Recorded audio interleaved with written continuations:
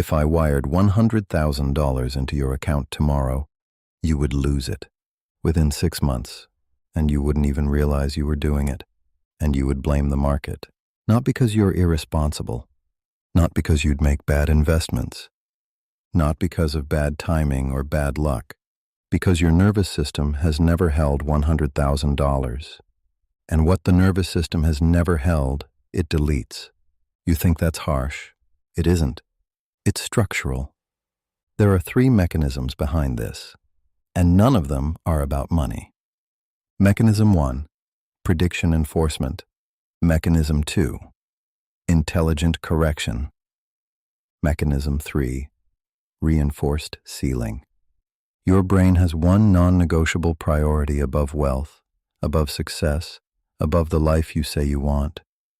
Prediction accuracy. From the moment you were old enough to observe the world around you, your nervous system was building a model, a precise, subcortical model of what your financial life looks like, what income feels normal, what wealth feels threatening, what level of money belongs to someone like you. That model wasn't chosen. It was installed by the household you grew up in, by the income range of the adults around you, by every conversation about money you absorbed before you had the context to filter it, by every moment your nervous system filed under, "This is what financial reality feels like for someone like me," and that model has been running on autopilot ever since. Underneath every financial decision you've ever made, underneath every opportunity you pursued or quietly passed on, underneath every negotiation where you asked for less than you could have, your nervous system has been comparing your current financial reality to that model every single day. When reality matches the model, you feel normal, stable, home. When reality exceeds the model, your system doesn't celebrate, it activates. Here's what activation looks like.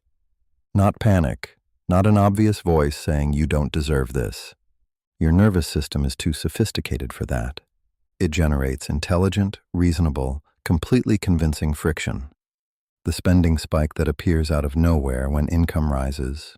The investment that felt right until it catastrophically wasn't. The business decision that made zero logical sense until 6 months later when you were back at your familiar income range.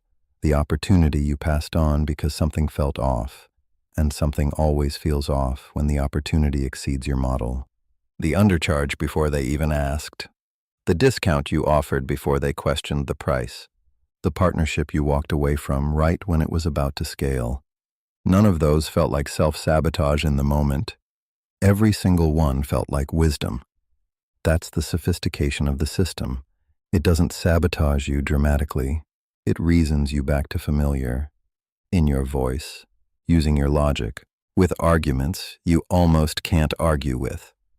You already know your number. Not your goal, your number. The income range you always return to.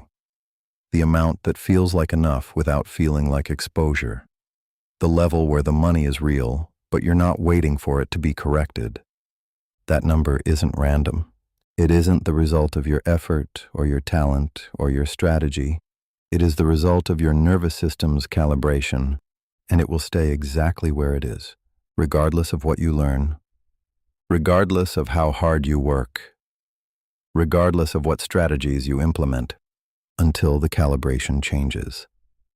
This is the thing the financial industry will never tell you, because the financial industry profits from selling you the belief that information is the gap. Learn the right investment strategy, study the right framework, consume the right content, buy the right course, and the money will follow. It won't, because the gap isn't informational, it's neurological.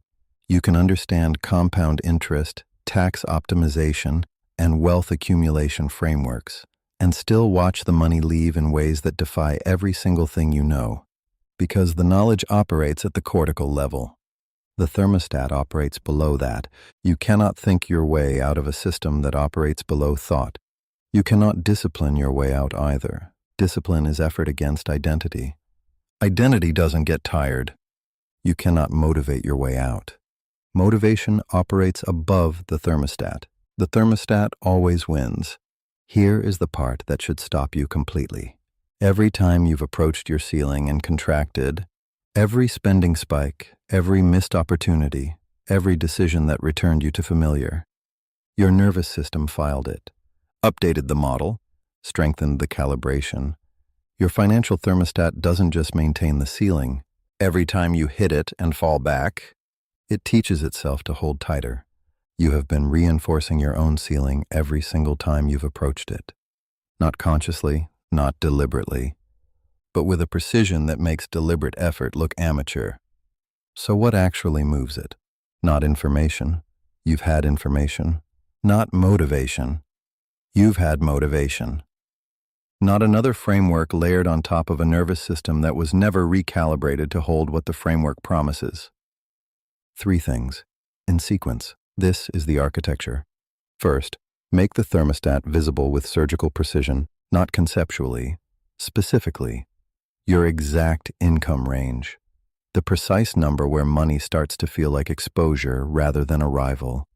The specific moment, the moment you can probably already feel when you think about it, when the friction begins.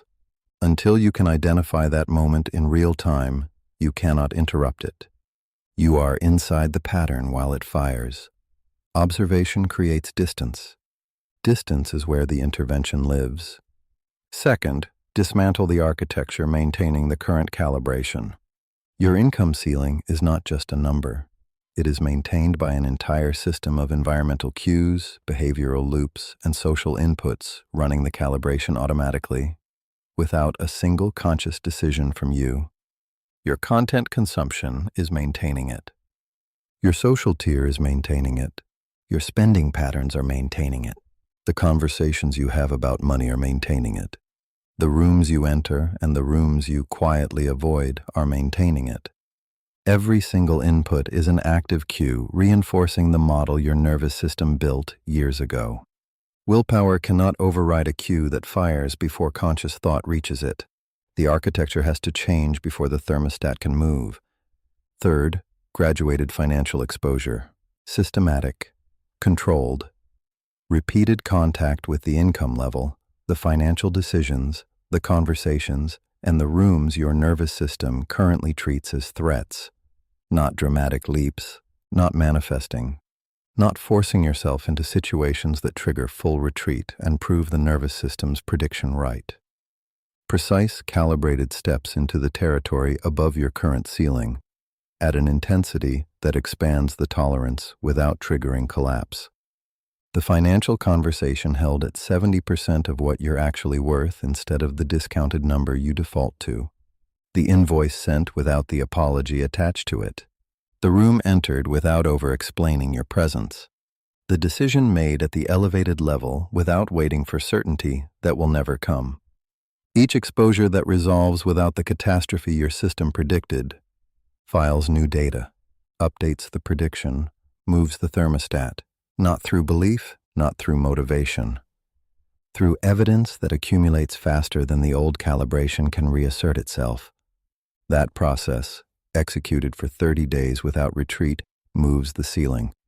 This is the difference between the person who receives $100,000 and loses it within 6 months, and the person who receives $100,000 and builds from it, not because they're smarter, not because they made better decisions, because their nervous system was calibrated to hold it before it arrived. So when it did, it felt like Tuesday. The people earning at the level you're targeting are not more talented than you. They are not more disciplined. They do not have access to information or strategies or opportunities you can't find. They have a nervous system that was calibrated, either accidentally through environment or deliberately through structured intervention. To treat your ceiling as their floor, that is the only difference. Not talent, not luck, not deserving, calibration. If I wired $100,000 into your account tomorrow, the question is not whether you'd know what to do with it. You'd know exactly what to do with it. The question is whether your nervous system would let you keep it. Honestly. Would it? Here's what happens if the answer is no and nothing changes. The money arrives. Not $100,000 maybe, but a good month, a real one, the kind that felt possible for about 3 months last year before something shifted and you were back at familiar, and the thermostat fires. Not dramatically, intelligently. A spending decision that felt right, an opportunity that felt off, a partnership that almost scaled. And 6 months later, you're back at your number, the one your nervous system treats as home. And the gap between what you're capable of and what you're holding stays exactly where it is. Not because you didn't work hard enough, not because you didn't want it badly enough, because the thermostat was never moved. Day 1 of the protocol identifies your exact financial thermostat setting, the precise number where money starts feeling like exposure instead of arrival, the specific moment the correction begins. Most people have never identified it with that precision. They know the pattern exists. They've never mapped exactly where it triggers. That's why it keeps correcting.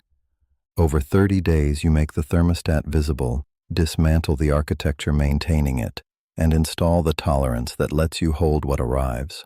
Not through motivation, through graduated recalibration, your nervous system has never been given. Not to help you earn more, to build the nervous system that keeps it when you do. The architecture is in my bio. It's the only place I'm giving it. Calibration.